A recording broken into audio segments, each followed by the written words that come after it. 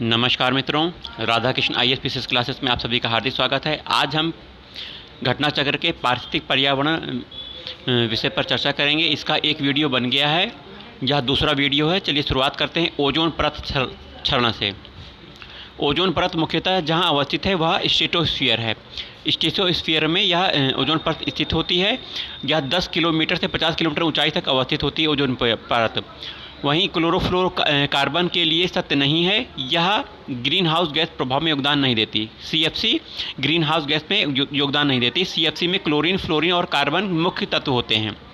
Ozone छिद्र के लिए उत्तरदायी गैस है CFC ओजोन छिद्र के लिए उत्तरदायी है। वहीं वायुमंडल में उपस्थित ओजोन द्वारा जो विकिरण अवशोषित होता है वह पराबैंगनी किरणें होती हैं, जो कि सूर्य के प्रकाश द्वारा आती हैं, ओजोन परत से अवशोषित कर लेती हैं। ओजोन का फार्मूला O3 होता है। वहीं ऊपरी वायुमंडल में ओजोन परत के रूप में पृथ्वी में जीवन को बचाती हैं अल्ट्रावायलेट किरणें बचाती हैं। यह किरणें त्वचा कैंसर का कारण भी बनती हैं। वहीं ओजोन परत मानव के लिए उपयोगी है क्योंकि वह सूर्य की अल्ट्रावायलेट किरणों को पृथ्वी में नहीं आने देता है। वहीं अगला प्रश्न है कि वायुमंडल में उपस्थित ओजोन परत अवशोषित करता है, क्या अवशोषित करता है? अल्ट्रावायलेट किरणों को अवशोषित करता है। सूर्य से आने वाली हानिकारक पराबैंगनी किरणें त्वचा कैंसर का कारण बनती हैं।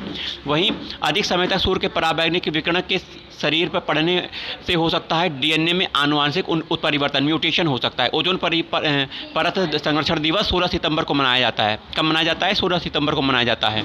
वहीं CFC क्लोरीन, फ्लोरीन, ऑक्सीजन से बना मानव निर्मित गैसीय द्रवीय पदार्थ है जो रेफ्रिजरेटर, वातानुकूलित यंत्रों में शीतकारक के रूप में यूज किया जाता है। कि कौन यूज किया जाता है? क्लोरोफ्लोरोकार्बन, CFC का यूज होता है, क्लोरोफ्लोरोकार्बन। अगले प्रश्न पे आते हैं। वायुमंडल के ध्रुवीय भागों में ओजोन का निर्माण धीमी गति से होता है और ओजोन क्षरण का प्रभाव सर्वाधिक प्रचित होता है ध्रुवों के ऊपर। वहीं ओजोन परत का सर्वाधिक नुकसान पहुंचाने वाला प्रदूषक CFC क्लोरोफ्लोरोकार्बन है। वायुमंडल में जिसकी उपस्थिति से ओजोन स्फीयर में ओजोन परत क्षरण होता है CFC के कारण। वहीं ओजोन परत की क्षीणता के लिए उत्तरदायी नहीं है विलायक के रूप में मिथिल क्लोरोफॉर्म। चलिए अगले प्रश्न पे आते हैं। अगला प्रश्न है ओजोन परत क्षीणता के लिए उत्तरदायी गैसें कौन कौन सी हैं? केवल CFC गैस नहीं है, हेलोजन्स, नाइट्रोजन के ऑक्साइड, ट्राइक्लोरोएथिलीन, हैलोन्स और 1301 वह ग्रीन हाउस गैस जिसके द्वारा ट्रोपोस्फीयर अर्थात समताप मंडल में ओजोन का प्रदूषण नहीं होता, कार्बन मोनोऑक्साइड का नहीं होता। ओजोन क्षेत्र का निर्माण सर्वाधिक होता है अंटार्कटिका के ऊपर। मॉन्ट्रियल प्रोटोकॉल किसके संरक्षण से संबंधित है? ओजोन परत के संरक्षण से संबंधित है। 1 जनवरी 1989 को मॉन्ट्रियल प्रोटोकॉल प्रभावी हुआ था। वहीं मॉन्ट्रियल प्रोटोकॉल का संबंध ओजोन परत के संरक्षण से है, ये क्वेश्चन उसी के हैं। मॉन्ट्रियल प्रोटोकॉल संबंधित है क्लोरोफ्लोरोकार्बन से। समताप मंडल में ओजोन परत को प्राकृतिक रूप से विनियमित किया जाता है नाइट्रोजन डाइऑक्साइड द्वारा। वहीं ओजोन परत की मोटाई मौसम के हिसाब से बदलती रहती है। बसंत ऋतु में इसकी मोटाई सबसे ज़्यादा होती है और वर्षा ऋतु में इसकी कम होती है। यह इंपॉर्टेंट फैक्ट है, इसे आप लोग याद कर लीजिएगा। वहीं ओजोन परत की माप की इकाई डॉप्सन इकाई है। क्या है? डॉप्सन इकाई। 0 डिग्री सेल्सियस तथा 1 एटमॉस्फेयर दाब पर ओजोन परत की 0.01 मिलीमीटर मोटाई के बराबर होती है 1 डॉप्सन यूनिट। वहीं क्लोरोफ्लोरोकार्बन जो ओजोन राशक पदार्थ के रूप में चर्चित है, इसका प्रयोग होता है कहाँ कहाँ प्रयोग होता है? सुगट्टे फोम के निर्माण में, एरोसोल केन के दाबकारी एजेंट के रूप में तथा कुछ विशिष्ट इलेक्ट्रॉनिक अवयवों को सफाई करने में इसका प्रयोग होता है CFC का। अत्यधिक स्थायी यौगिक जो वायुमंडल में 100 से 80 से 100 वर्ष तक बना रहता है। क्लोरोफ्लोरोकार्बन 100 से 80 वर्ष तक बना रहता है वायुमंडल में। वहीं क्लोरोफ्लोरोकार्बन, हेलोन्स, कार्बन टेट्राक्लोराइड तीनों पदार्थ ओजोन रिक्तीकरण पदार्थ हैं, ओजोन को छिद्र करने वाले पदार्थ हैं। CFC, हेलोन्स तथा अन्य ओजोन रिक्तीकरण रसायन जैसे कार्बन टेट्राक्लोराइड के उत्पादन पर रोक लगाई गई है मॉन्ट्रियल प्रोटोकॉल के द्वारा।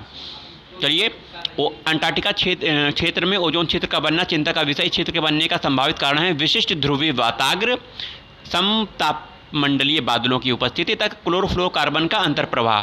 वहीं ऐसा माध्यम जहां क्लोरीन यौगिक ओजोन परत का विनाश करने वाले क्लोरीन कणों में परिवर्तित हो जाते हैं वो है ध्रुवीय समतापमंडलीय बादल। चलिए नेक्स्ट प्रश्न पे आते हैं। फ्यूजो में गैस भरी होती है उसे क्या कहते हैं? मेफ्रॉन, फ्रेयॉन या मेफ्रॉन कहा जाता है। फ्रेयॉन या मेफ्रॉन प्रशीतक के रूप में बड़े संयंत्र प्रयोग होते हैं। अमोनिया, बड़े संयंत्रों में अमोनिया गैस का प्रयोग किया जाता है। सर्वप्रथम 1985 में टोटल ओजोन मैपिंग स्पेक्ट्रोमीटर की मदद से अंटार्कटिका के ऊपर ओजोन क्षेत्र का पहला पता ब्रिटिश दल द्वारा लगाया गया था। और 2005 में ओजोन आभा मंडल का पता लगाया था GW कैंट मूर ने। मनुष्य में खांसी, सीने में दर्द उत्पन्न होना, फेफड़ों में क्षति हो सकती है ओजोन की सांद्रता अधिक होने के कारण। चलिए कथन कार्य पर चर्चा करते हैं। ओजोन जीवन के लिए परम आवश्यक है। कथन है बिल्कुल सही बोला। वहीं ओजोन परत पृथ्वी के उच्च ऊर्जा विकिरण से संरक्षित करता है। कथन कारण दोनों सही है और कारण उसकी व्याख्या करता है। चलिए सूर्य के उच्च आवृत्ति पराबैंगनी प्रकाश की 93 से 99% मात्रा अवशोषित कर लेता है। कौन? ओजोन परत अवशोषित कर लेता है। ओजोन अवक्षय को कम करने वाले पदार्थों के प्रयोग पर नियंत्रण करने और उसे चरणबद्ध रूप से प्रयोग वाह्य करने के मुद्दे मॉन्ट्रियल प्रोटोकॉल से संबंधित है, जो कि 1 जनवरी 1989 में लागू हुआ था, प्रभावी हुआ था। चलिए आगे चर्चा करते हैं। आगे हम चर्चा करेंगे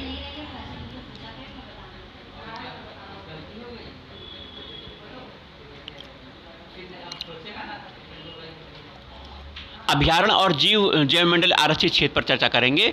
प्रमुख अभ्यारण्य और जीवमंडल आरक्षित क्षेत्र, यहाँ कुछ राष्ट्रीय उद्यान दिए गए हैं, जैसे कि इतानकी राष्ट्रीय उद्यान कहाँ स्थित है? यह नागालैंड में। इतानकी नागालैंड में, बेतला झारखंड में, सिरोही मणिपुर में, गोइदी तमिलनाडु में स्थित है। वहीं अगला क्वेश्चन, ये दोनों क्वेश्चन करंट के, करंट का क्वेश्चन पढ़ना नहीं है। 2018 की यह किताब है। पारिस्थितिक दृष्टिकोण से पूर्वी घाट तथा पश्चिमी घाट के बीच एक अच्छा संपर्क होने के रूप में जिसका महत्व है, सत्यमंगलम बाघ अभ्यारण्य, जो कि पूर्वी घाट और पश्चिमी घाट के बीच में स्थित है। नीलगिरी पर्वत भी पूर्वी घाट पश्चिमी घाट के बीच स्थित है। तो सत्यमंगलम टाइगर रिजर्व। वहीं झारखंड सरकार द्वारा राज्य में विभिन्न वन्यजीव अभ्यारण्यों में वन्यजीव प्रबंधन योजना शुरू की थी, 10 वर्ष के लिए की थी। यह झारखंड का क्वेश्चन है, इसे छोड़ दीजिए। अंतर्राष्ट्रीय टाइगर दिवस कब मनाया जाता है? 29 जुलाई को मनाया जाता है। 29 जुलाई को अंतर्राष्ट्रीय टाइगर दिवस मनाया जाता है। भारत के अधिकांश वन्यजीव संरक्षित क्षेत्र घिरे हुए हैं, घने जंगलों से घिरे हैं। भारत में आज कितने राष्ट्रीय उद्यान हैं? 103 2018 का डाटा है, आप इसे अपडेट कर लीजिएगा। 103 2018 का डाटा है। सरकार की बाघ परियोजना का उद्देश्य क्या है? भारत बाघ को समाप्त होने से बचाना। भारतीय टाइगर को बचाने के लिए प्रोजेक्ट टाइगर कब प्रारंभ किया गया था? 1973 ईस्वी में प्रोजेक्ट टाइगर प्रारंभ किया गया था। 1972 में वन जीव संरक्षण अधिनियम के अधिनियम अंतर्गत 1973 में प्रोजेक्ट टाइगर पारित किया गया था। वहीं भारत का राष्ट्रीय जैविक उद्यान नई दिल्ली में स्थित है। भारत में स्थापित पहला राष्ट्रीय उद्यान जिम कॉर्बेट राष्ट्रीय उद्यान है, जो कि उत्तराखंड में स्थित है। इसकी स्थापना 1935-36 में हुई थी। राजीव गांधी नेशनल पार्क कर्नाटक में स्थित है। पेरियार गेम अभ्यारण्य केरल में स्थित है, जंगली हाथियों के लिए प्रसिद्ध है। या बेतला राष्ट्रीय पार्क 1986 में स्थापित हुआ था। यह वर्तमान झारखंड में है, पहले यह बिहार में था। तो बेतला कहाँ पे है? झारखंड में है। चलिए नेक्स्ट देखते हैं। भारत में सबसे बड़ा बाघ आवास पाया जाता है आंध्र प्रदेश में। वहीं एशियाटिक बब्बर शेर का निवास गिर गुजरात, ठीक है। वहीं जैवमंडल रिजर्व उनके क्षेत्रफल स्थापना वर्ष दिए गए हैं, इसमें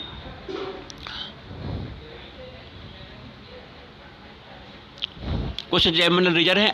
अचान कमार, अमरकंटक, अगस्तमलाई, दिहांग देबांग, डिब्रू शेखावत, ग्रेट निकोबार, मन्नार की खाड़ी, कंचनजंगा, मानस, नंदा देवी, नीलगिरी, नोकरेक, पंचमढ़ी, सिमलीपाल, सुंदरवन, कच्छ, शीत रेगिस्तान, शेषाचलम पहाड़ियाँ।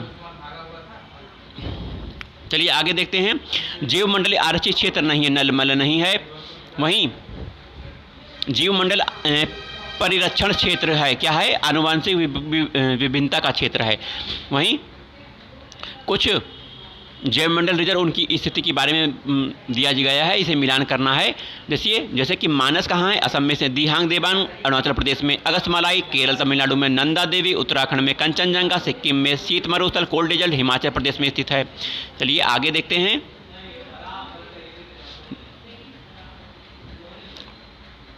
भारत के विभिन्न जैव भंडारों में से जो गारो पहाड़ियों पर फैला है, नौकरेक गारो पहाड़ी पर फैला हुआ है। नंदा देवी राष्ट्रीय उद्यान उत्तराखंड में है। विश्व धरोहर स्थल घोषित है नंदा देवी जैवमंडलीय आरक्षित क्षेत्र। वहीं राष्ट्रीय उद्यान की सीमा परिभाषित होती है विधान द्वारा, कानून द्वारा होती है। वन्यजीव अभ्यारण्य में अनुमति होती है, वन्यजीव अभ्यारण्य में सीमित जीवी हस्तक्षेप की अनुमति होती है, सीमित जीवित हस्तक्षेप। वहीं जिस वर्ग के आरक्षित क्षेत्र में स्थानीय लोगों के जीव भार एकत्रित करने उसका उपयोग करने की अनुमति नहीं होती, राष्ट्रीय उद्यानों में ऐसा होता है।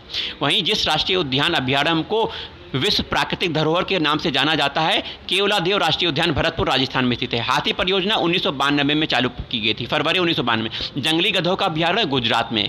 वहीं एक सींग वाले गैंडों के लिए पश्चिम बंगाल एवं असम का काजीरंगा एक सींग गैंडों के लिए है। वहीं अभ्यारण्य सेंचुरी राइनो के लिए प्रसिद्ध है काजीरंगा, जो कि असम में स्थित है। कहाँ स्थित है? असम में स्थित है।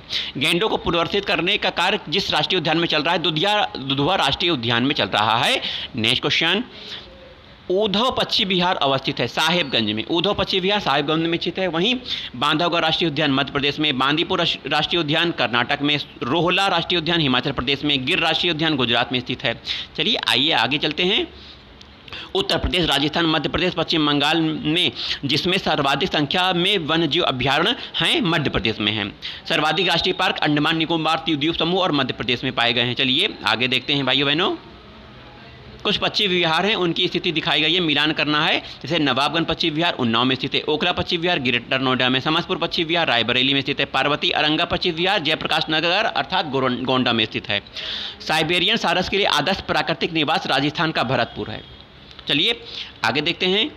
राष्ट्रीय उद्यान उसका कुछ मिलान है, जैसे राजाजी राष्ट्रीय उद्यान उत्तराखंड में स्थित है ना। पिन वैली राष्ट्रीय उद्यान हिमाचल प्रदेश में स्थित है, ठीक है। बांदीपुर है बाघ अभ्यारण्य के लिए, बांदीपुर कर्नाटक में। काजीरंगा असम में एक सींग वाले गैंडे के लिए प्रसिद्ध है। सुंदरवन जैवमंडल और बाघ अभ्यारण्य है, पश्चिम बंगाल में स्थित है। सुंदरवन पश्चिम बंगाल में स्थित है। वहीं सिम्पलीपाल हाथी अभ्यारण्य है, उड़ीसा में स्थित है। कहाँ स्थित है? हाथी अभ्यारण्य उड़ीसा में स्थित है सिमलीपाल। सारिस्का और रणथंभौर जिस जानवर के लिए आरक्षित हैं, बाघ के लिए आरक्षित हैं। बाघों का प्रमुख रिजर्व सारिस्का जिस राज्य में है? राजस्थान के अलवर जिले में है। सलीम अली राष्ट्रीय उद्यान कहाँ है? जम्मू कश्मीर में है। चंद्रप्रभा वन्यजीव अभ्यारण्य उत्तर प्रदेश के चंदौली जिले में है। करेरा वन्यजीव अभ्यारण्य मध्य प्रदेश के शिवपुरी जिले में। कहाँ पे है? शिवपुरी जिले में। भाइयों बहनों आगे चलते हैं। जयसमंद्र वन्यजीव अभ्यारण्य, जयसमंद्र वन्यजीव अभ्यारण्य राजस्थान के उदयपुर जिले में है। नाहरगढ़ वन्यजीव अभ्यारण्य कहाँ है? राजस्थान के बारां जिले में स्थित है। अब आइए कुछ प्रोजेक्ट टाइगर वाले राष्ट्रीय उद्यान और उनके राज्यों पर चर्चा कर लेते हैं, जो प्रोजेक्ट टाइगर से संबंधित हैं। राष्ट्रीय उद्यान और उनके राज्य: कार्बेट उत्तराखंड में, बांदीपुर कर्नाटक में, मानस असम में, पलामू झारखंड में, रणथंभौर राजस्थान में, सिमलीपाल उड़ीसा में, सुंदरवन पश्चिम बंगाल में, कान्हा मध्य प्रदेश में, मेलघाट महाराष्ट्र में। मेलघाट कहाँ है भैया? महाराष्ट्र में है। चलिए पेरियार केरल में है। सारिस्का राजस्थान में, नामदफा अरुणाचल प्रदेश में, नागार्जुन सागर श्रीशैलम आंध्र प्रदेश में, अमराबाद तेलंगाना, इंद्रावती छत्तीसगढ़, बुक्सा पश्चिम बंगाल, दुधवा उत्तर प्रदेश, कालाकाड़ मुंडनथुरई तमिलनाडु में, वाल्मीकि बिहार, पेंच मध्य प्रदेश, पेंच महाराष्ट्र में भी स्थित है। वहीं बांधवगढ़ मध्य प्रदेश, पन्ना मध्य प्रदेश, पन्ना कहाँ है? मध्य प्रदेश, बांधवगढ़ मध्य प्रदेश, दंपा मिजोरम, तादोबा अंधेरी महाराष्ट्र, भद्रा कर्नाटक, नामेरी असम, पेंच महाराष्ट्र, बोरी सतपुड़ा मध्य प्रदेश, पक्के अरुणाचल प्रदेश, अन्नामलाई तमिलनाडु, उदंती सीता नदी छत्तीसगढ़, सतकोसिया उड़ीसा में स्थित है। चलिए आगे देखते हैं। काजीरंगा असम में स्थित है। कहाँ स्थित है? काजीरंगा असम एक सींग वाले गेंडों के लिए प्रसिद्ध है। अचानकमार छत्तीसगढ़, डंडेली अंसी कर्नाटक, संजय दुबरी मध्य प्रदेश, मदुमलाई तमिलनाडु, नागरहोल कर्नाटक, पराम्बिकुलम केरल, सहाद्री महाराष्ट्र, कावल तेलंगाना, बीआरटी कर्नाटक, सत्यमंगलम राष्ट्रीय उद्यान तमिलनाडु में स्थित है। चलिए आगे देखते हैं भाइयों बहनों। मुकुंदरा हिल्स राजस्थान, मुकुंदरा हिल कहाँ है? राजस्थान में है। नवेगांव नागजीरा महाराष्ट्र में, पीलीभीत उत्तर प्रदेश, बोर महाराष्ट्र, राजाजी उत्तराखंड, ओरांग असम, कामलांग अरुणाचल प्रदेश। 50वां है कामलांग अरुणाचल प्रदेश में। चलिए नेक्स्ट आते हैं। भारत में बाघ संरक्षित परियोजना के अंतर्गत नहीं है चिल्का नहीं है। वहीं बाघ आरक्षित क्षेत्र घोषित है बांदीपुर, मानस, सुंदरवन। भारत के टाइगर रिजर्व में से जो मिजोरम में अवस्थित है वह दंपा है, मिजोरम में दंपा। चलिए बुक्सा कहाँ है? पश्चिम बंगाल में है। बाघ आरक्षित क्षेत्र है दंपा, मिजोरम में, नामेरी असम में, नामदफा अरुणाचल प्रदेश में। यह सब बाघ आरक्षित क्षेत्र हैं। बाघ आरक्षित क्षेत्र 2 राज्यों में विस्तृत है। पेंच मध्य प्रदेश में है पेंच, और महाराष्ट्र में है पेंच। आगे देखते हैं बाघ अभ्यारण्य कहाँ कहाँ है? कान्हा, रणथंभौर, 50 तो ही हैं, क्या करना है? बांधवगढ़। काजीरंगा एक सींग वाले गैंडों के लिए जाना जाता है। पाखल गर्म पानी अभ्यारण्य कहाँ है? बहुत इंपॉर्टेंट है। गर्म पानी अभ्यारण्य असम में स्थित है। पाखल अभ्यारण्य आंध्र प्रदेश में। सरिस्का राजस्थान में स्थित है। सरिस्का कहाँ है? राजस्थान में स्थित है। चलिए आगे आते हैं भाइयों बहनों। असम में मानस अभ्यारण्य बाघों के लिए जाना जाता है। वहीं कान्हा राष्ट्रीय उद्यान कहाँ स्थित है? मध्य प्रदेश के मंडला में। बांधवगढ़ मध्य प्रदेश के शहडोल में। माधव राष्ट्रीय उद्यान शिवपुरी मध्य प्रदेश के शिवपुरी में। इंद्रावती बस्तर जिले में, छत्तीसगढ़ के बस्तर में। राष्ट्रीय उद्यान गिर राष्ट्रीय उद्यान गुजरात में। भरतपुर राष्ट्रीय उद्यान राजस्थान में। बांधवगढ़ राष्ट्रीय उद्यान मध्य प्रदेश में। काजीरंगा राष्ट्रीय उद्यान असम में स्थित है। यह राष्ट्रीय उद्यान है कुछ। चलिए आगे देखते हैं। पार्क वन्यजीव अभ्यारण्य, उनकी स्थिति मिलान करनी है। चलिए मिलान कर लेते हैं। दाचीगाम वन्यजीव अभ्यारण्य जम्मू कश्मीर। केवलादेव घाना पक्षी अभ्यारण्य राजस्थान। कान्हा राष्ट्रीय पार्क मध्य प्रदेश। पेरियार वन्यजीव अभ्यारण्य केरल में। दाचीग्राम जम्मू और कश्मीर। पापीकोंडा आंध्र प्रदेश तेलंगाना में। संजय राष्ट्रीय उद्यान मध्य प्रदेश में। चलिए आगे और मिलान करने के लिए है। जिम कारगिल पेड़ की स्थापना 1936 में हुई थी। यह उत्तराखंड में स्थित है। कान्हा 1955 में। काजीरंगा 1974 में। साइलेंट वैली 1980 में। बस्तर जिले में अवस्थित है। इंद्रावती राष्ट्रीय उद्यान मध्य प्रदेश के शहडोल मंडल में उमरिया जिले में स्थित बांधवगढ़ राष्ट्रीय उद्यान है। दांडेली अभ्यारण्य स्थित है कर्नाटक में। दांडेली उत्तराखंड के 3 जिलों में। देहरादून, हरिद्वार, पौड़ी गढ़वाल में राजाजी राष्ट्रीय उद्यान है। राजाजी राष्ट्रीय उद्यान उत्तराखंड के 3 जिलों में है। चलिए आगे देखते हैं। अंसी राष्ट्रीय उद्यान कर्नाटक में है। कहाँ है अंसी राष्ट्रीय उद्यान? कर्नाटक में स्थित है।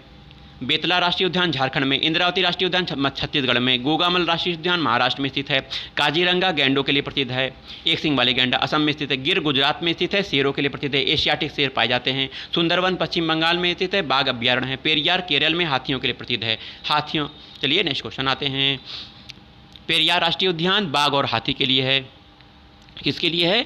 बाघ और हाथी के लिए। राजाजी राष्ट्रीय उद्यान हाथी के लिए है। मानस राष्ट्रीय उद्यान हाथी के लिए। दुधवा राष्ट्रीय उद्यान टाइगर के लिए। केवलादेव राष्ट्रीय उद्यान भरतपुर में स्थित है। चलिए अगला देखते हैं। येलोस्टोन नेशनल पार्क कहाँ स्थित है? संयुक्त राज्य अमेरिका में। येलोस्टोन नेशनल पार्क संयुक्त राज्य अमेरिका में स्थित। सागरीय राष्ट्रीय उद्यान मन्नार की खाड़ी में स्थित है। आगे देखिए। बायोस्फीयर रिजर्व का नाम दिया एडवर्ड सुयस ने। इकोसिस्टम APD कंडोल ने। इकोलॉजी AG टांसले ने। जैव विविधता रेमंड F दासमैन ने। कार्बेट तथा राजाजी राष्ट्रीय उद्यान में वन्य जीव प्रबंधन हेतु जिस पैमाने की हवाई छाया प्रयुक्त उपयुक्त है, लघु पैमाने वाली हवाई छाया चित्र। चलिए आगे देखते हैं। यह प्रश्न IAS परीक्षा में पूछा गया है। यह प्रश्न इंपॉर्टेंट है। एक नेशनल पार्क इसलिए अनूठा है कि वह एक प्लवमान फ्लोटिंग वनस्पति से युक्त अनूप स्वैप होने के कारण समृद्ध जैव विविधता को बढ़ावा देता है। केबिल लामजाओ नेशनल पार्क है यह। चमकीले नीले धब्बों के साथ मखमली काले पंखों वाली ब्लू मॉर्फॉन तितली को सर्वप्रथम राज्य तितली घोषित किया है महाराष्ट्र ने। वहीं सदर्न बर्ड विंग भारत की सबसे बड़ी तितली है, जिसे राज्य तितली घोषित किया है कर्नाटक ने राज्य तितली घोषित किया है। भारत की सबसे बड़ी तितली सदर्न बर्ड विंग है। यूनेस्को द्वारा मैन एंड बायोस्फीयर प्रोग्राम की शुरुआत कब की गई थी? स्थापना का वर्ष बताना है। 1971 में की गई थी। ग्रेट इंडियन राष्ट्रीय पार्क, जिसे यूनेस्को ने विश्व धरोहर स्थल घोषित किया है, हिमाचल प्रदेश में स्थित है। वहीं नीलगिरी, नंदा देवी, सुंदरवन, मन्नार की खाड़ी में यूनेस्को द्वारा प्रमाणित भारत की बृहत्तम जैव मंडल निधि है मन्नार की खाड़ी है। मेघालय स्थित गारो खासी रेंज एक भाग है, गारो पहाड़ियों का भाग है। किस पहाड़ी का भाग है? गारो पहाड़िया का भाग है। वहीं लोकटक झील भारत के ताजे पानी की सबसे बड़ी झील कहाँ है? भाई मणिपुर में स्थित है। ये कहाँ स्थित है? मणिपुर में। वहीं पूर्वी हिमालय जैव विविधता हॉटस्पॉट एरिया में सबसे बड़ा आरक्षित क्षेत्र कौन सा है? नामदफा राष्ट्रीय उद्यान। भारत में का 16वां जैव मंडल आरक्षित क्षेत्र शीत मरुस्थल हिमाचल प्रदेश में है। 5 मौसमों का भाग महरौली में स्थित है। 5 मौसमों का भाग महरौली में स्थित है। चलिए आगे आते हैं। जिस राष्ट्रीय उद्यान ने वन्यजीव प्रबंधन के लिए ड्रोन और मानव रहित हवाई जहाज का उपयोग करना प्रारंभ किया है, बांदीपुर राष्ट्रीय टाइगर रिजर्व में किया है। वहीं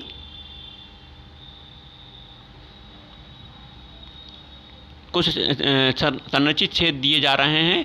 भितरकनिका, यह लवणयुक्त जल मगर के लिए संरक्षित किया गया है। मरुस्थलीय राष्ट्रीय उद्यान राजस्थान, भारतीय महान सारंग के लिए। पूर्वोत्तर भारत के राज्यों में विशेषतः असम में हुलुक गिब्बन पाए जाते हैं। क्या पाए जाते हैं? हुलुक गिब्बन। वहीं ग्रेट इंडियन हॉर्नबिल को के अपने प्राकृतिक आवास में पाए जाने की अधिक संभावना होती है। कहाँ पाए जाते हैं ग्रेट हॉर्नबिल? पश्चिमी घाट में पाए जाते हैं। ग्रेट इंडियन हॉर्नबिल के विषय में कुछ विशेष बातें हैं, इसको सुनिए ध्यान से। इनका प्राकृतिक आवास पश्चिमी घाट है। इनका प्राकृतिक आवास पश्चिमी घाट है। इसका वैज्ञानिक नाम ब्यूसेरस बाइकार्नेस है। यह पक्षी एक विशेष प्रकार के घोंसला बनाता है। वनों की कटाई होने से इस पक्षी की प्राकृतिक आवास नष्ट हो रहा है। इसका नाम है ग्रेट इंडियन हॉर्नबिल। वहीं राष्ट्रीय उद्यान और उसकी स्थिति देख रहे हैं, काजीरंगा, गोलाघाट, नवेगांव, कुद्रेमुख कर्नाटक का, चिकमंगलूर, साइलेंट वैली, शांत घाटी असम, पालघाट, पेंच घाटी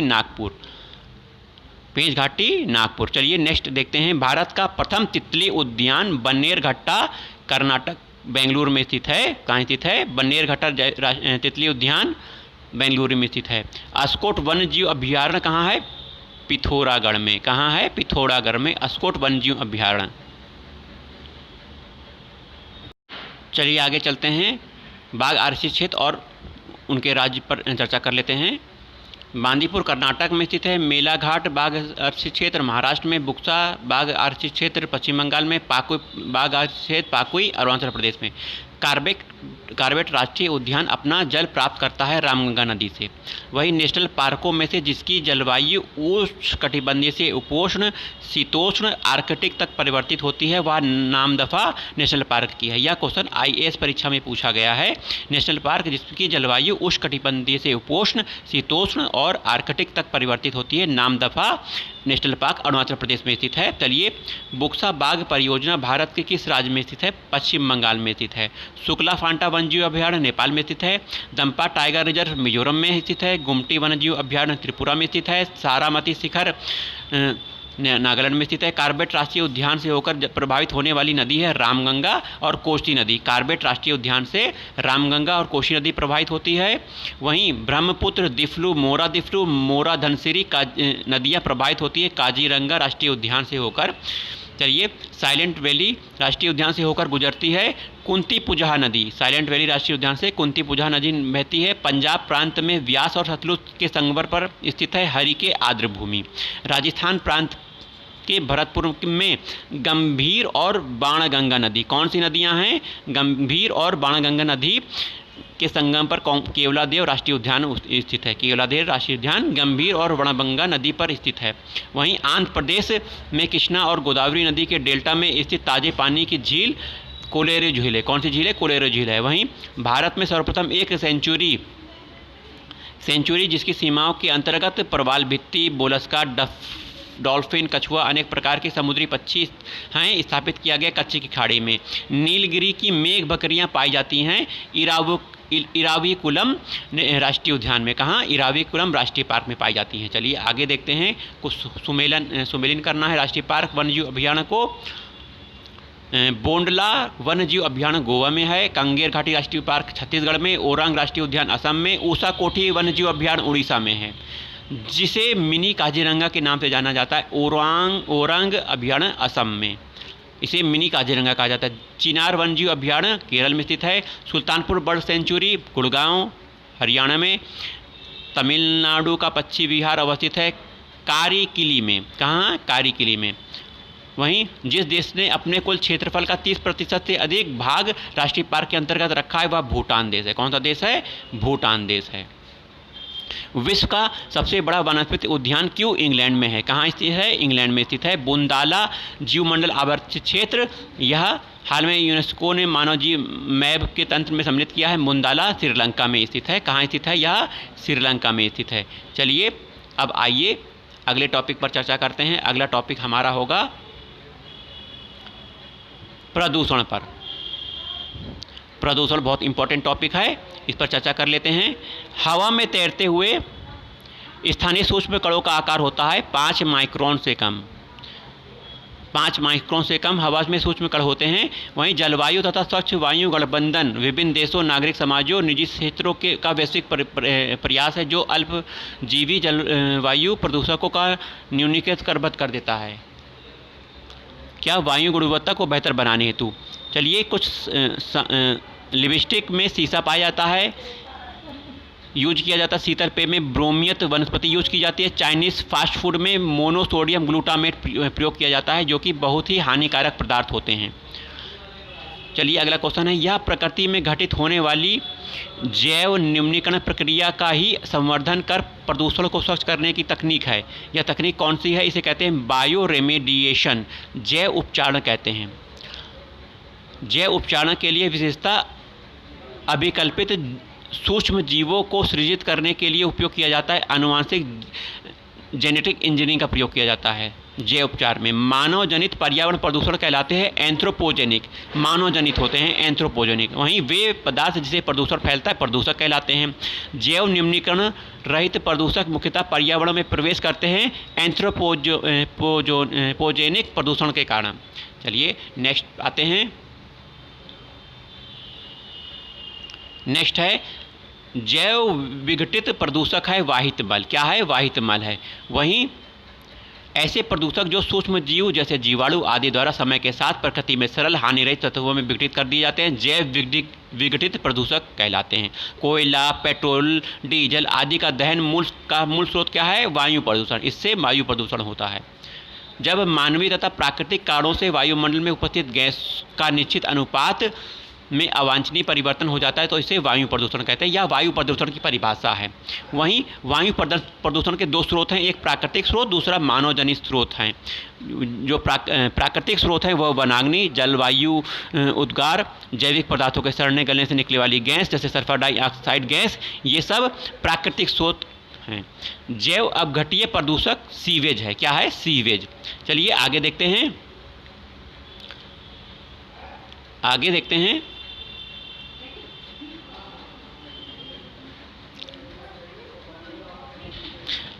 प्रकाश रासायनिक धूम कोहरे के बनने के समय उत्पन्न होता है नाइट्रोजन ऑक्साइड। क्या होता है? Nitrogen oxide. प्रकाश रासायनिक धूम कोहरा स्मोग में दो शब्द हैं, स्मोक और फॉग से मिलने से स्मोग बनता है। जहाँ पर अधिक यातायात रहता है वहाँ पर गर्म परिस्थितियों तथा तेज सूर्य विकिरण से निर्माण होता है। प्रकाश रासायनिक धूम कोहरे का निर्माण होता है। चलिए आगे देखते हैं।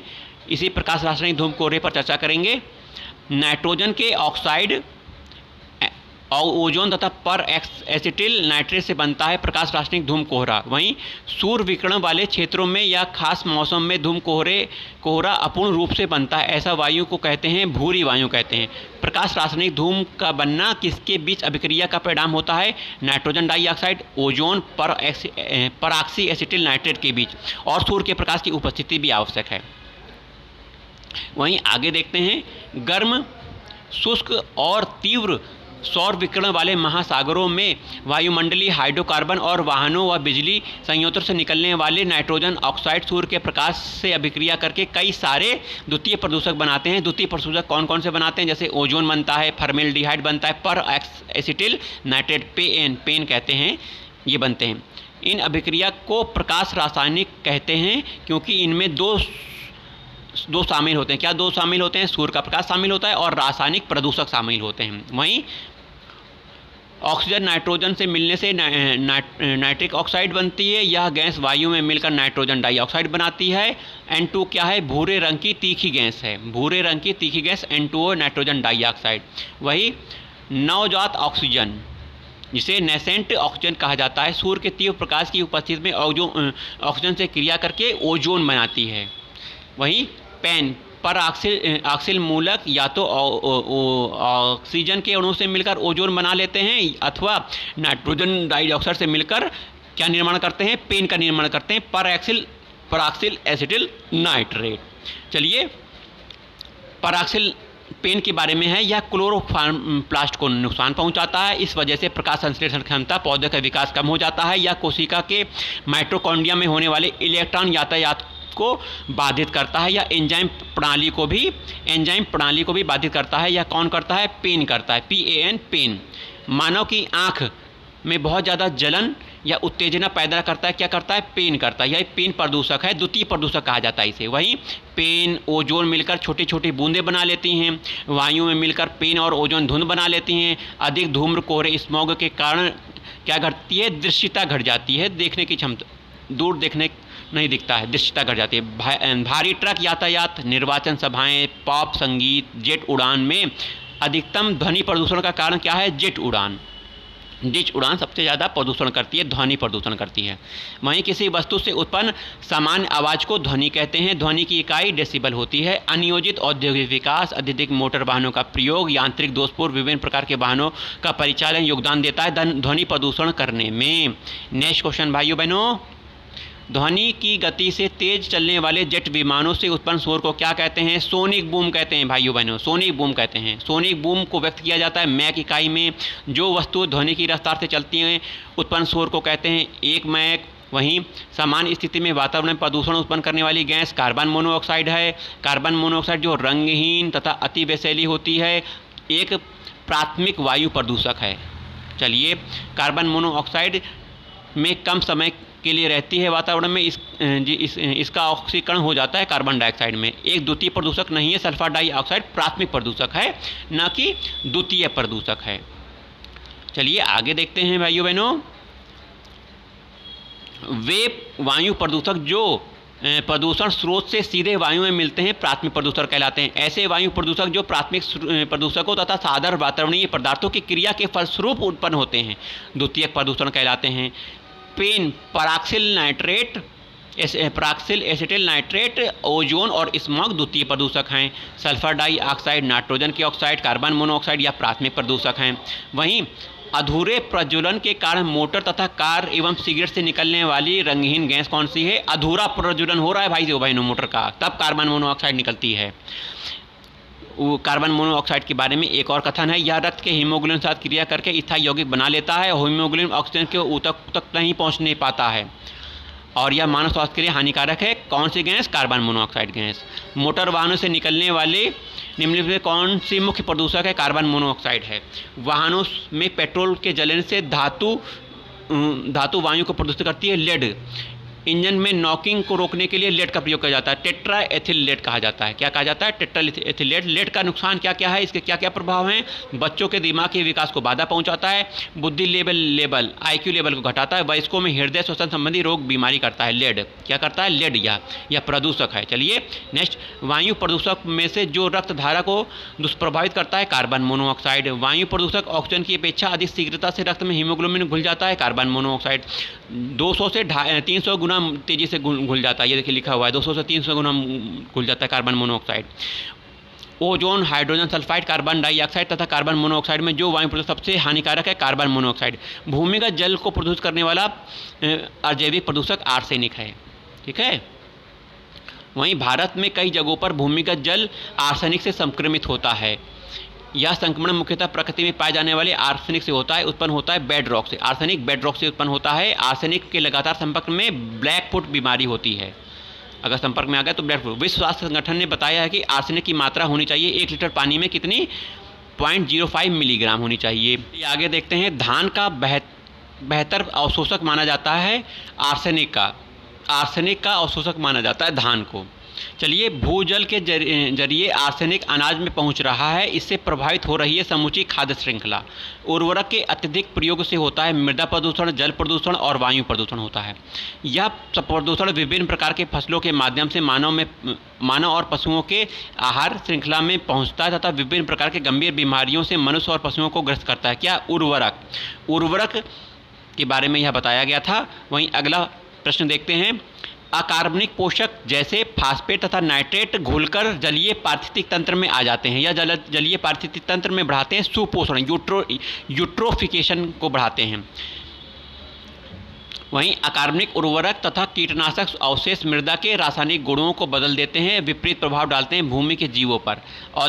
औद्योगिक मलबे से सर्वाधिक रासायनिक प्रदूषण होता है चमड़ा उद्योग से। कौन से उद्योग से? चमड़े उद्योग से। जल प्रदूषण, मृदा प्रदूषण के लिए प्रमुख रूप से यही उद्योग उत्तरदायी है। कौन सा उद्योग? चमड़ा उद्योग। वहीं अम्ल वर्षा निम्नांकित द्वारा वायु प्रदूषण के कारण होती है, नाइट्रस ऑक्साइड, सल्फर डाइऑक्साइड के कारण। नाइट्रिक अम्ल और सल्फ्यूरिक अम्ल बनता है अम्ल वर्षा के द्वारा। वहीं सामान्यतः ऐसी वर्षा जिसमें pH मान 5 और 6 से कम होता है उसे अम्ल वर्षा कहा जाता है। क्या कहा जाता है? अम्ल वर्षा। अम्लीकरण का लगभग आधा हिस्सा वायुमंडल से पृथ्वी पर स्थानांतरित होकर जमा होता है, शुष्क रूप में जमा हो जाता है। मरुस्थलीय क्षेत्रों में शुष्क से आर्द्र निक्षेप का अनुपात उच्च रहता है, शुष्क जमाव, क्योंकि वहाँ पर ज़्यादा होता है शुष्क जमाव। चलिए नेक्स्ट क्वेश्चन देखते हैं। अम्लीय वर्षा, अम्लीय कोहरे, अम्लीय धुंध को सम्मिलित रूप से कहा जाता है अम्ल निक्षेप कहा जाता है। अम्ल वर्षा के लिए उत्तरदायी गैस है नाइट्रस ऑक्साइड तथा सल्फर डाइऑक्साइड। ठीक है, उद्योगों यातायात के उपकरणों से नाइट्रस ऑक्साइड, सल्फर डाइऑक्साइड जैसी गैसें वायुमंडल में स्थित जलवाष्प से प्रतिक्रिया करके सल्फ्यूरिक और नाइट्रिक अम्ल बनाती हैं। ओस तथा वर्षा की बूंदों के रूप में पृथ्वी पर गिरने लगती हैं, इसे अम्ल वर्षा ही कहते हैं। अंतर्राष्ट्रीय स्तर पर सल्फर के उत्सर्जन में कमी का प्रयास किया गया था हेलसिंकी प्रोटोकॉल के द्वारा। 1985 में हुआ था यह हेलसिंकी प्रोटोकॉल, जिसमें सल्फर के उत्सर्जन को कम करने की बात की गई थी। मथुरा की जो तेल रिफाइनरी हैं से उत्सर्जित होने वाला सल्फर डाइऑक्साइड से अम्ल वर्षा हुई, जिससे ताजमहल के सौंदर्य को क्षति पहुंची थी। ताजमहल पर अम्ल वर्षा जनित हानिकारक प्रभाव को रोकने के लिए भारत सरकार द्वारा विकसित किया गया है Taj trapezium zone. Sulphur dioxide को क्रैकिंग गैस कहा जाता है। सल्फर डाई ऑक्साइड को क्रैकिंग गैस कहा जाता है क्योंकि यदि यह लगातार पत्थर पर प्रवाहित होता है तो पत्थर को क्षत विक्षत कर देता है। वहीं अधिक अम्लता के कारण अम्ल वर्षा में हाइड्रोजन आयन एवं मृदा के पोषक धनायन जैसे पोटेशियम और मैग्नीशियम धनायन के बीच आदान प्रदान होता है। इसके फलस्वरूप पोषक तत्वों का लीचिंग हो जाती है, लिच्छालन हो जाता है कि और समाप्त हो जाती है मृदा की उर्वरता। ये सब कारण है। अम्ल वर्षा, अगला क्वेश्चन है, अम्ल वर्षा में वे प्रदूषक जो वर्षा जल हिम को प्रदूषित करते हैं, सल्फर डाइऑक्साइड और नाइट्रोजन डाइऑक्साइड। अगला प्रश्न है, अम्ल वर्षा होती है बादल के जल एवं सल्फर डाइऑक्साइड प्रदूषकों के साथ प्रतिक्रिया के फलस्वरूप। चलिए नेक्स्ट प्रश्न पे आते हैं। शंकुधारी वृक्षों के घने कैनोपी में पत्तियों के भूरे रंग के लिए उत्तरदायी होता है अम्ल वर्षा का निक्षेप। अम्ल वर्षा से कम हो जाता है मृदा का पीएच मान। अगला क्वेश्चन है, अम्ल वर्षा जहरीली धातुओं को उनके प्राकृतिक रासायनिक यौगिकों से टूटने में मदद करती है। यह धातु पीने योग्य जल और मृदा में प्रवेश कर दुष्प्रभाव डालती है। बच्चों के तंत्रिका तंत्र पर यह ज़्यादा दुष्प्रभाव डालती है। अगला प्रश्न है, वर्षा के पानी में घुलने से वर्षा का पानी अम्लीय हो जाता है सल्फर डाइऑक्साइड के कारण। ऐसा वायु प्रदूषक गैस है जो जीवाश्म ईंधन के ज्वलन से स्वयं उत्पन्न होता है। सल्फर डाइऑक्साइड जीवाश्म ईंधन के दहन से उत्पन्न होता है। चलिए अगला क्वेश्चन है, वायु प्रदूषण से संबंधित नहीं है। यूट्रिफिकेशन वायु प्रदूषण से संबंधित नहीं है। जल में जब जैविक अजैविक दोनों प्रकार के पोषक तत्वों की वृद्धि हो जाती है तो इस घटना को सुपोषण कहते हैं। तो जैविक अजैविक दोनों प्रकार के पोषक तत्वों की वृद्धि सुपोषण है। अत्यधिक पोषकों की उपस्थिति में शैवाल का विकास तेजी से होने लगता है, इसे कहते हैं शैवाल ब्लूम, एल्गल ब्लूम कहते हैं। एबेस्टॉस फाइबर से घिरे वातावरण में ज़्यादा देर रहने से होता है एबेस्टोसिस। फ्लाई ऐश एक प्रदूषक दहन उत्पाद है जो जलाने से प्राप्त होता है। कोयला पत्थर के कोयले को जलाने से प्राप्त होता है। कोयले के दहन से उत्पन्न प्रदूषक है फ्लाई ऐश है। वहीं कोयला आधारित ताप विद्युत घरों पर उत्पन्न होने वाले इसमें सूक्ष्म पाउडर से जीवों में होते हैं सूक्ष्म श्वसन संबंधी रोग हो जाते हैं। नेक्स्ट, जिसे वायु में मिलने से रोकने के लिए इलेक्ट्रोस्टैटिक अवक्षेपक, इलेक्ट्रोस्टैटिक प्रेसिपिटेटर या अन्य कण निस्यंदन उपकरण का प्रयोग किया जाता है, उसे फ्लाई ऐश कहते हैं। चलिए, ग्रीन मफलर संबंधित है ध्वनि प्रदूषण से। ग्रीन मफलर ध्वनि प्रदूषण से संबंधित है। ग्रीन मफलर के बारे में कुछ सुनिएगा। विशालकाय हरे पौधे अधिक ध्वनि प्रदूषण वाले क्षेत्रों में रोपित किए जाते हैं क्योंकि उनमें ध्वनि प्रदूषण तरंगों को अवशोषित करने की क्षमता होती है। ध्वनि प्रदूषण को नियंत्रित करने वाले ये हरे पौधे कहलाते हैं ग्रीन मफलर। भोपाल गैस त्रासदी में कौन सी गैस निकली थी? मिथाइल आइसोसाइनेट गैस निकली थी, मिक गैस कहते हैं जिसे। 3 दिसंबर 1984 में यह घटना घटित हुई थी। तो कौन सी गैस निकली थी? Methyl isocyanide. बड़े पैमाने पर मृत्यु हो गई मिथाइल आइसोसाइनाइड से। भोपाल गैस से संबंधित यौगिक का नाम मिथाइल आइसोसाइनाइड है।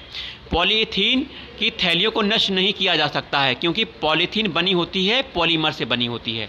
मूलतः कार्बन और हाइड्रोजन के अणुओं के मिलने से बनता है। यह एथिलीन C2H4 का पॉलीमर बहुलक होता है। क्या? पॉलीथीन। ठीक है, चलिए नेक्स्ट क्वेश्चन पे आते हैं।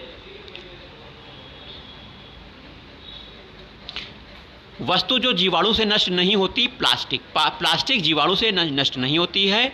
जैव न्यूनीकरण क्या है? रबड़। वे पदार्थ जो जैविक प्रक्रम द्वारा अपघटित हो जाते हैं जैव न्यूनीकरण पदार्थ कहलाते हैं। सिगरेट का टुकड़ा, चमड़े का जूता, फोटो फिल्म, प्लास्टिक का टुकड़ा, थैले में से जिसके क्षय होने की अधिक समय लगता है प्लास्टिक का थैला। प्लास्टिक सबसे अधिक समय लेता है क्षय होने में। वायु प्रदूषण के जैविक सूचक का कार्य करता है लाइकेन। लाइकेन वायु प्रदूषण का जैविक सूचक कहलाता है। क्या कहलाता है? जैविक सूचक। शैवाल कवक के द्वारा होता है लाइकेन का निर्माण।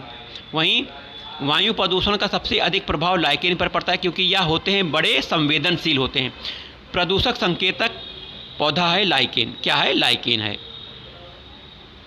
लाइकेन सबसे अच्छे सूचक हैं वायु प्रदूषण के। जैविक ऑक्सीजन आवश्यकता अर्थात बीओडी, बायोलॉजिकल ऑक्सीजन डिमांड, एक प्रकार का प्रदूषण सूचकांक है जलीय वातावरण का। कहाँ का है? जलीय वातावरण का। Biological oxygen demand, biological oxygen demand अधिक होना दर्शाता है जल के संक्रमित होने को। वहीं कार्बनिक अवशिष्ट की मात्रा बढ़ने से अपघटन दर बढ़ जाती है। ऑक्सीजन का उपयोग भी इसी के साथ साथ बढ़ जाता है। इसके फलस्वरूप मात्रा घट जाती है घुली ऑक्सीजन की, डिसॉल्व ऑक्सीजन घट जाता है। वहीं कुछ ही सहनशील प्रजातियों के जीव, कुछ कीटों के डिंब ही बहुत अधिक प्रदूषित एवं कम डीओ वाले जल में जीवित रह सकते हैं, जैसे एनेलिड। वहीं जिस जलाशय के डीओ का मान 8.0 मिलीग्राम प्रति लीटर से नीचे हो जाता है उससे रखा जाता है संक्रमित जल की श्रेणी में, कंटेमिनेटेड जल। डीओ का मान अगर कम हो गया 8 मिलीग्राम प्रति लीटर से, किसी जल क्षेत्र में बीओडी की अधिकता संकेत देती है कि सीवेज से प्रदूषित हो रहा है वह जल। नदी में जल प्रदूषण के निर्धारण के लिए घुली हुई मात्रा मापी जाती है, ऑक्सीजन की मात्रा मापी जाती है। किसकी मात्रा? किस गैस की? ऑक्सीजन की गैस की मापी जाती है। गंगा नदी में बीओडी सर्वाधिक मात्रा में कानपुर इलाहाबाद में पाया जाता है क्योंकि यहाँ प्रदूषण बहुत है। जैव उपचार, बायो रेमेडिएशन से तात्पर्य है जीवों द्वारा पर्यावरण से विषैले पदार्थ का निष्कासन। जैव उपचार क्या है? इसके द्वारा किसी विशेष स्थान पर पर्यावरण प्रदूषकों के हानिकारक प्रभाव को समाप्त किया जाता है। यह जैव रासायनिक चक्र के माध्यम से कार्य करता है। क्या है? Bio remediation. जैव उपचार यदि प्रदूषण प्रभावित क्षेत्रों में किया जाता है तो उसे कहते हैं स्वस्थानीय जैव उपचार, इन सिटू बायो रेमेडिएशन।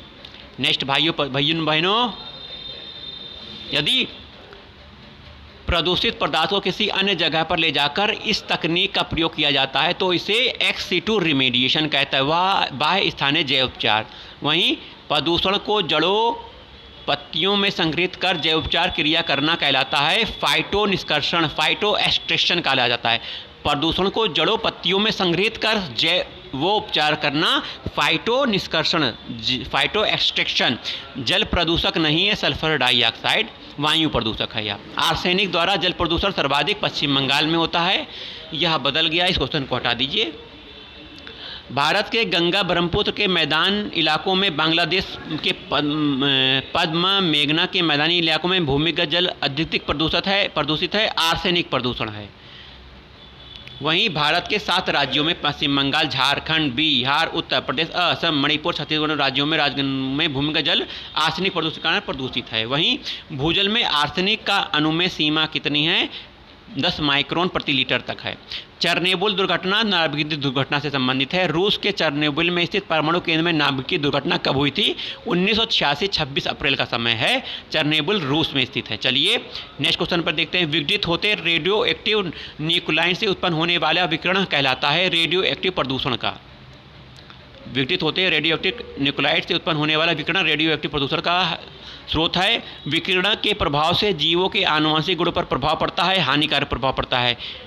जैवीय मल रूप से अघटित होता है मल, जैवीय रूप से अवघटित होता है, मल अवघटित होता है। स्वचालित वाहन निर्वातक का सबसे अविषालु धातु लेड है। वहीं स्वचालित वाहनों में एंटी नॉकिंग एजेंट के रूप में सीसा का प्रयोग किया जाता है, टेट्राइथिल लेड का प्रयोग किया जाता है। वहीं केंद्रीय तंत्रिका तंत्र, मस्तिष्क पाचन तंत्र को प्रभावित करता है लेड के कारण ये सब प्रभावित होते हैं।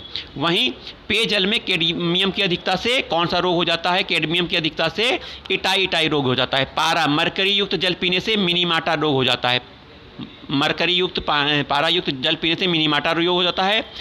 1987 में इस अधिनियम के में ध्वनि प्रदूषण को शामिल कर लिया गया। वायु प्रदूषण एवं नियंत्रण अधिनियम 1981 के तहत भारत में सर्वाधिक प्रदूषित नदी, इसे हटा दीजिए क्वेश्चन को।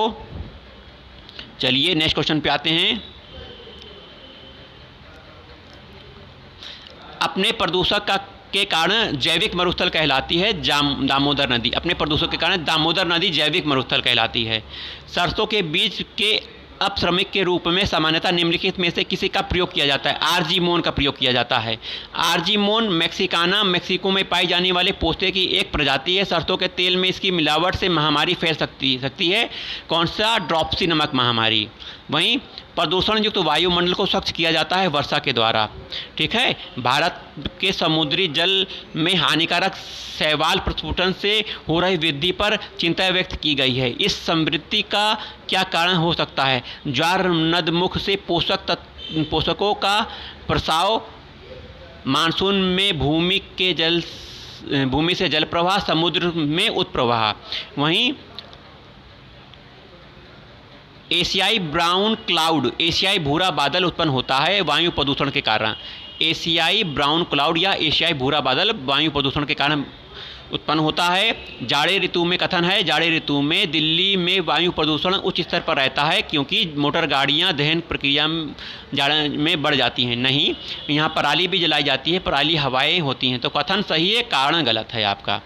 एक रंगहीन गंधहीन रेडियो एक्टिव अक्रिय गैस रेडॉन है। रेडॉन रंगहीन गंधहीन रेडियो एक्टिव गैस कही है। फेफड़ों का कैंसर तथा रक्त कैंसर होने की संभावना रेडॉन गैस से होती है। रेडॉन गैस से ब्लड कैंसर हो सकता है, फेफड़े का कैंसर हो सकता है। घरेलू गतिविधियों के कारण उत्पन्न होने वाली वायु प्रदूषण को क्या कहा जाता है? घरेलू वायु प्रदूषण कहा जाता है। WHO के अनुसार प्रतिवर्ष लाखों लोगों की मृत्यु घरेलू वायु प्रदूषण के कारण होता है। सिगरेट के धुएं में कार्बन मोनोऑक्साइड पाया जाता है और बेंजीन पाया जाता है। क्या? बेंजीन पाया जाता है। वहीं अगला प्रश्न है, घरों में पुताई के लिए इस्तेमाल किया जाने वाला पेंट में असोसिएट स्तर तक हो सकती है शीशे की मात्रा। पेंट में शीशे की मात्रा होती है। मानव केंद्रिका तंत्र और मस्तिष्क को नुकसान पहुंचा सकता है शीशे की अधिकता। क्या पहुंचा सकता है? शीशे की अधिकता। चलिए आज की वीडियो में इतना ही। जय हिंद, जय भारत।